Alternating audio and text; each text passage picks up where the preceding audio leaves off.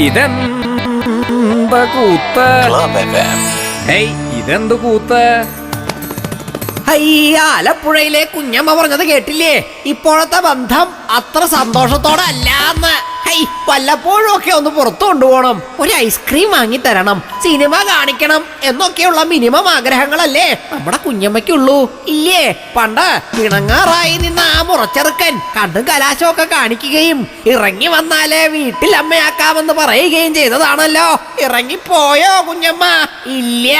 ഇപ്പോഴാണെങ്കിലോ വല്ല സ്വസ്ഥതയുണ്ടോ ഈ വലതുപക്ഷ കുടുംബത്തില്? ഒരു സിനിമ കൊണ്ടുപോയി കാണിച്ചിട്ട് തന്നെ എത്ര നാളായി?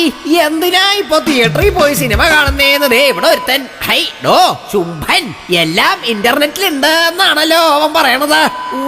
എല്ലാം ഇന്റർനെറ്റിലുണ്ട് എന്നൊക്കെ ചാക്യാർക്ക് പണ്ടേ അറിയാട്ടോ. ചാക്യാർ ഉദ്ദേശിച്ച ആ എല്ലാം അല്ല ഈ എല്ലാം. ഇത് പുതിയ സിനിമകളുടെ ഇന്റർനെറ്റിലെ ദൃശ്യങ്ങളുടെ കാര്യമാണ് ഇവിടെ പറയണത്. അല്ല, ഇന്റർനെറ്റിലിരുന്ന് സിനിമ കണ്ടാല് പോലീസ് പിടിക്കോ എന്ന് ദേ ഇവിടെ ഇരിക്കണ വേറൊരുത്തൻ ചോദിക്കല്ലേ. അതിന് ഒരു മാനത്തെ കൊട്ടാരം മോഡൽ മറുപടി പറഞ്ഞാല് പിന്നെ ദേ ഇവിടെ ഇരിക്കണ ഇവനുണ്ടല്ലോ, ഇത് മുഴുവനും ബീപ്പിട്ട് അങ്ങോട്ട് നിറയ്ക്കും. അതുകൊണ്ട് ഒരു കാര്യം അങ്ങോട്ട് ചെയ്യാ, അതായത് ഏതായാലും ഇന്റർനെറ്റില് സിനിമ കണ്ട നിലയ്ക്ക് തലേ ദിവസം ടൗണിൽ ഇതേ സിനിമ കണ്ടതിന്റെ ഒരു ടിക്കറ്റ് തെളിവായിട്ട് സംഘടിപ്പിക്കുക. ബസ് ടിക്കറ്റും ഉച്ചയ്ക്ക് ചിക്കൻ ബിരിയാണിയും ഐസ്ക്രീമും കഴിച്ചതിന്റെ ബില്ലും കൂടി ആയാലും പിന്നെ വിശേഷായി.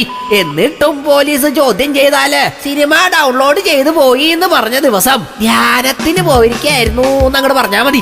അത്രേ ഉള്ളൂ കാര്യം. പിന്നെ പിള്ളേരെയും ഇതൊക്കെ ഒന്ന് പറഞ്ഞ് പഠിപ്പിക്കാൻ മറക്കരുത് കേട്ടോ, നമ്മുടെ കുഞ്ഞമ്മേനെ. ഇതെന്ത് കൂത്ത്?